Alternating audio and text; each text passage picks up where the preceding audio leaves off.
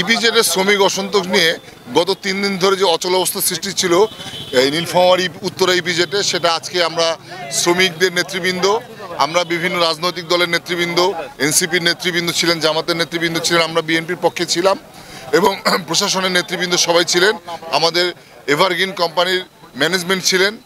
সবার সাথে আমাদের একটা ফলপ্রসূ আলোচনা হয়েছে। আমাদের সাথে এভারগ্রিন কোম্পানির ম্যানেজমেন্ট একমত হয়েছে এবং বেবজার কর্তৃপক্ষ একটা সিদ্ধান্তে উপনীত হয়েছেন। শ্রমিকরা যে দাবি দিয়েছেন মোটামুটিভাবে এভারগ্রিন কোম্পানি সেই দাবিটা মেনে নিয়েছেন। সেটা লিখিত আকারে হবে আগামী আজকের মধ্যেই লিখিত আকারে বেবজার সাথে এভারগ্রিন কোম্পানি ম্যানেজমেন্টের একটা চুক্তি হবে। সেই চুক্তি অনুযায়ী কোনোভাবে অন্যায়ভাবে কোনো শ্রমিকদেরকে ছাঁটাই করা যাবে না, শ্রমিকদের বেতন ভাতা কেটে নেওয়া যাবে না এবং শ্রমিকদের উপর চাপ সৃষ্টি করা যাবে না। সেই রকম একটা চুক্তি আমাদের হয়েছে। আশা করি আপনারা খুব শীঘ্রই চুক্তি স্বাক্ষরিত চুক্তিপত্র আপনার হাতে পেয়ে যাবেন। সিদ্ধান্তের মধ্যে হয়েছে মোটামুটি সবগুলি ওনারা মেনে নিয়েছেন। আগামীকাল থেকে প্রত্যেকটি কোম্পানি খুলে যাবে। আর যেহেতু এভারগ্রিন কোম্পানি কিছু শ্রমিকরা নীলফামারীর বাইরেও থাকবে, সে কারণে তাদেরকে জানানোর ব্যবস্থা করা হচ্ছে, মাইকিং করা হবে প্রশাসনের পক্ষ থেকে। আগামী শনিবার থেকে এভারগ্রিন কোম্পানি পুরোদমে চালু হবে। এই সিদ্ধান্তে আমরা সবাই একমত হয়েছি।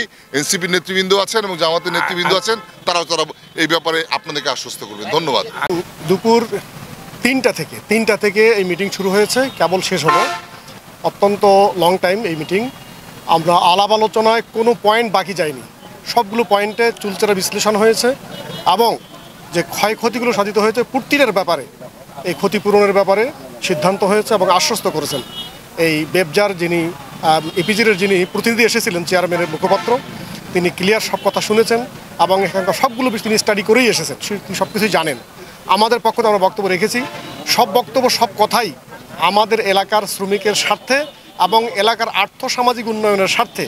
ইপিজেড যেন ক্ষতিগ্রস্ত না হয়, এখান থেকে সরে না যায়, বায়াররা যেন ক্লোজ না হয়, সেজন্য আমরা সবাই এক্ষেত্রে একমত। জামাত, বিএনপি, এনসিপি সকল দলের নেতৃবৃন্দ আমরা একটা ব্যাপার সবাই একমত যে ইপিজেডের ক্ষতি সাধন এবং আমাদের শ্রমিক ভাইদের কোনো ক্ষতি আমরা মেনে নেব না।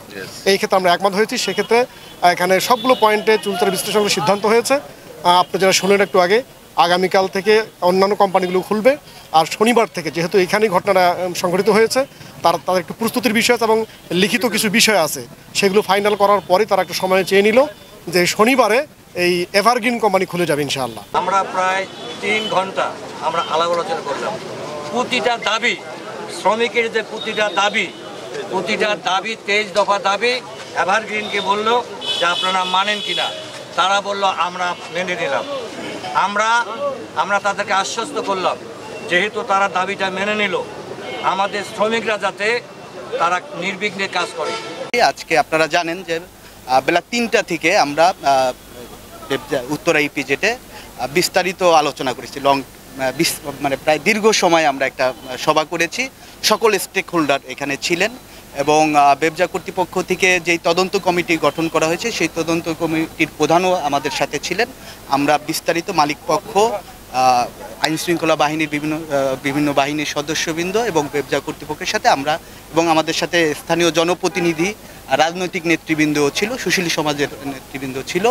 আমরা বিস্তারিত আলাপ করেছি।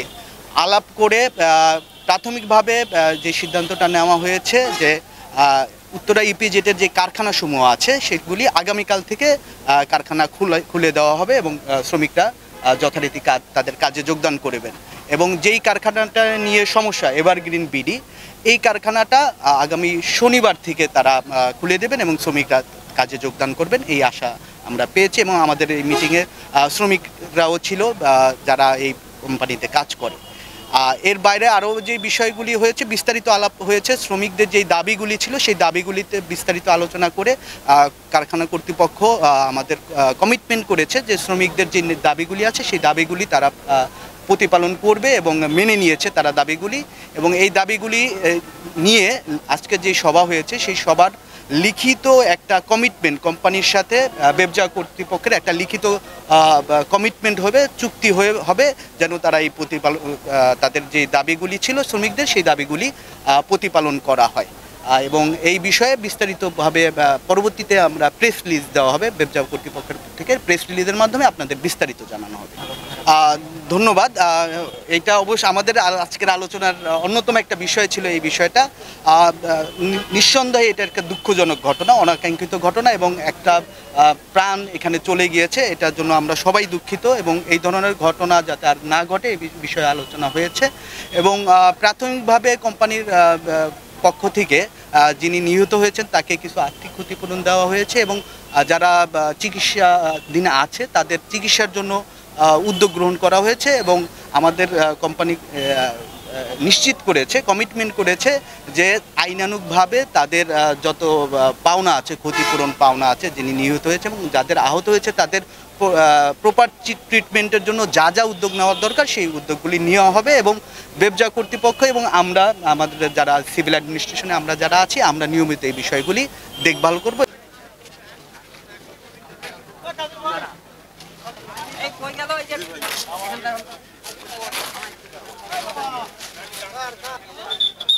ভাই আপনারা এখন চলে যান, আপনারা চলে যান বাবা।